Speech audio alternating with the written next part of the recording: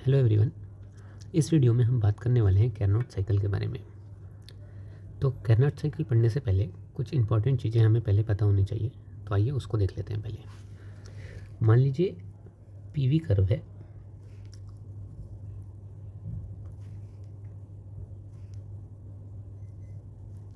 और हमने दो आइसोथर्मल प्रोसेस के लिए दो ग्राफ ड्रॉ किया। ये टेम्परेचर T1 पे और एक टेम्परेचर T2 पे। तो हम क्या बोल सकते हैं, T1 जो होगा वो लेस होगा T2 से, या ऐसा बोल सकते हैं T2 जो होगा वो ग्रेटर होगा T1 से। दूसरा इंपॉर्टेंट चीज़ जो आपको पता होना चाहिए वो है फर्स्ट लॉ ऑफ थर्मोडायनेमिक्स, यानी जो हीट है वो किसके इक्वल होगा, work plus delta U. Heat किसके इक्वल होगा, work plus delta U.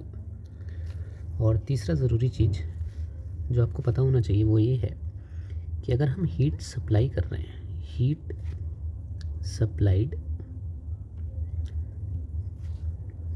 Is taken to be positive और हीट रिजेक्टेड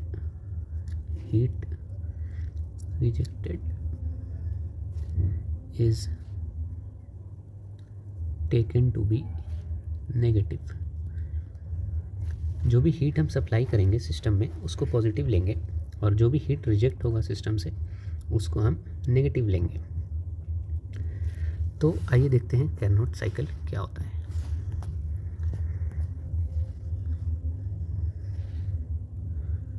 अगर मान लीजिए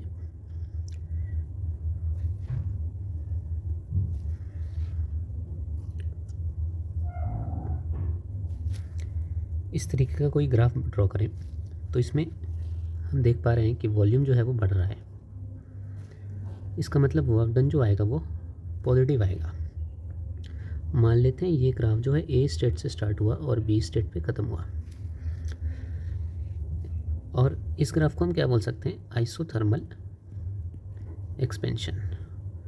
मान लेते हैं कि ये आइसोथर्मल ग्राफ है और क्योंकि वॉल्यूम बढ़ रहा है तो हम इसको क्या बोलेंगे, आइसोथर्मल एक्सपेंशन। ये ग्राफ कहाँ से कहाँ तक के लिए था, ए से बी के लिए।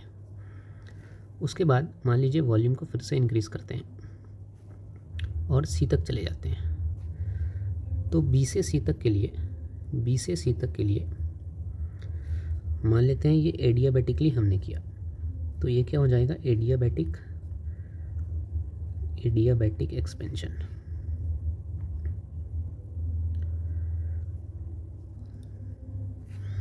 उसके बाद मान लेते हैं कि ग्राफ को हमने कॉन्ट्रैक्ट किया, जो गैस है उसको हमने कॉन्ट्रैक्ट किया यानी वॉल्यूम कम किया और हम डी पे पहुंच गए। तो सी से डी तक जो प्रोसेस है उसको हम बोलेंगे आइसोथर्मल कॉन्ट्रैक्शन।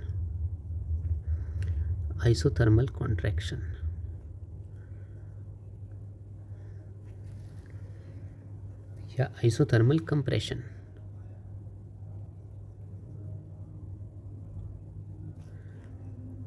उसके बाद मान लेते हैं हमने फर्दर गैस को कंप्रेस किया और फिर से ए पर पहुंच गए। तो डी से ए तक जो प्रोसेस हुआ वो क्या हुआ, एडियाबैटिक कंप्रेशन।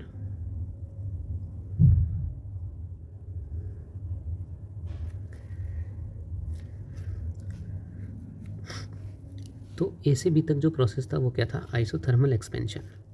फिर बी से सी तक जो था वो था एडियाबैटिक एक्सपेंशन। सी से डी तक जो था वो था आइसोथर्मल कंप्रेशन। और डी से ए तक क्या हो गया, एडियाबैटिक कंप्रेशन। क्योंकि वॉल्यूम कम हो रहा है तो हम क्या बोलेंगे, कंप्रेशन। इसके बाद अगर हम ए से बी के लिए वर्क डन देखें, तो वो क्या आएगा, पॉजिटिव आएगा, क्योंकि गैस जो है वो एक्सपेंड हो रहा है। बी से सी तक भी जो वर्क आएगा वो क्या आएगा, पॉजिटिव आएगा, क्योंकि गैस एक्सपेंड हो रहा है। लेकिन सी से डी तक जो वर्क आएगा वो नेगेटिव आएगा, और डी से ए तक जो वर्क आएगा वो भी नेगेटिव आएगा, क्योंकि वॉल्यूम जो है वो कॉन्ट्रैक्ट हो रहा है।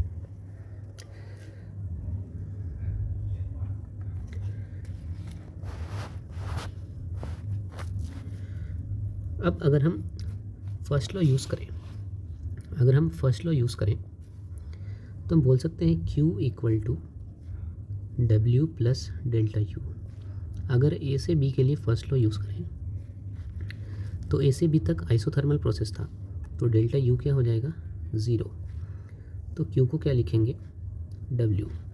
तो अगर वर्क ग्रेटर देन 0 है तो जो Q होगा वो भी ग्रेटर देन 0 होगा। तो हम बोल सकते हैं A से B तक हीट सप्लाई किया गया, A से B तक हीट सप्लाई किया गया, हीट सप्लाइड। तो इसमें जो Q आएगा वो प्लस Q मान लेते हैं, और ये हाई टेम्परेचर पे हुआ तो प्लस QH हो जाएगा। B से C तक क्या बोल सकते हैं, B से C तक क्योंकि ये एडियाबैटिक प्रोसेस है तो Q क्या हो जाएगा, डेल्टा Q क्या हो जाएगा 0। और सेम हम बोल सकते हैं D से A तक, क्योंकि दोनों ही एडियाबैटिक प्रोसेस है तो डेल्टा Q क्या हो जाएगा 0। ऐसा क्यों हो रहा है, क्योंकि एडियाबैटिक प्रोसेस है, एडियाबैटिक प्रोसेस। तो यहाँ हमने A से B के लिए कैलकुलेट किया, B से C तक 0 हो गया, D से A तक 0 हो गया। C से D तक के लिए कैलकुलेट कर लेते हैं। C से D तक वॉल्यूम कॉन्ट्रैक्ट हो रहा है, वॉल्यूम कम हो रहा है, इसका मतलब वर्क डन नेगेटिव आएगा। इसका मतलब Q भी क्या आ जाएगा, नेगेटिव आएगा। इसका मतलब हीट जो है वो रिजेक्ट हुआ है, तो इसको हम क्या लिखेंगे माइनस QL। इसको क्या लिख देते हैं माइनस QL, क्योंकि लो टेम्परेचर है इसलिए QL यूज़ कर देते हैं। तो अब फिर एक बार फर्स्ट लॉ यूज़ करते हैं। तो फर्स्ट लॉ क्या था, Q equal to W plus delta U। इस पूरे प्रोसेस के लिए A टू B, फिर B से C, फिर C से D, फिर D से फिर से A। इस पूरे प्रोसेस के लिए डेल्टा U क्या हो जाएगा 0, क्योंकि साइक्लिक प्रोसेस है। साइक्लिक प्रोसेस के लिए डेल्टा U 0 होता है। तो Q को क्या लिख सकते हैं W के इक्वल। तो Q कितना आया हमारा, टोटल Q कितना आया, A से B के लिए कितना था QH, उसके बाद 0, फिर C से D तक के लिए कितना था माइनस QL, फिर 0। ये किसके इक्वल आ जाएगा, W के इक्वल आ जाएगा। तो QH माइनस QL, ये क्या आ गया W। QH माइनस QL, ये क्या आ गया W। तो वर्क कितना आ गया इस पूरे प्रोसेस में, QH माइनस QL, जो टोटल हीट है उसी के इक्वल वर्क आ गया। अब कैरनॉट इंजन में हम एफिशिएंसी को इस तरीके से लिखते हैं, work done upon Q, work done upon Q given to the gas, work done upon heat given to the gas. तो वर्क डन कितना आ गया QH माइनस QL, ये आ गया वर्क डन। कौन सा हीट हमने दिया, जो हीट पॉजिटिव है वही हीट हमने दिया, तो हीट सप्लाइड कितना है QH। तो QH से इसको डिवाइड कर देते हैं, क्योंकि हीट गिवन कौन सा है, जो हीट सप्लाइड है, और हीट सप्लाइड कौन सा है QH। तो इसको अगर थोड़ा सिंप्लीफाई करें तो क्या आएगा, QH upon QH minus QL upon QH। तो यहाँ से क्या आ गया 1 minus QL by QH, 1 minus QL by QH। अब QL बाई QH को हम TL बाई TH भी लिखते हैं, TL बाई TH भी लिखते हैं। इसका मतलब जो फॉर्मूला हमें ध्यान रखना है एफिशिएंसी का, वो क्या है 1 माइनस QL बाई QH, साथ में 1 minus TL by TH। TL क्या है लो टेम्परेचर और TH क्या है हाई टेम्परेचर। Q क्या है heat supplied at low temperature और QH क्या है heat supplied at high temperature. अब ये जो TL है इसको टेम्परेचर ऑफ सिंक भी बोलते हैं, टेम्परेचर ऑफ सिंक, और ये जो TH है इसको टेम्परेचर ऑफ सोर्स भी बोलते हैं, टेम्परेचर ऑफ सोर्स। तो 1 minus temperature of sink divide by temperature of source, इस तरीके से भी याद रख सकते हैं एफिशिएंसी का फॉर्मूला।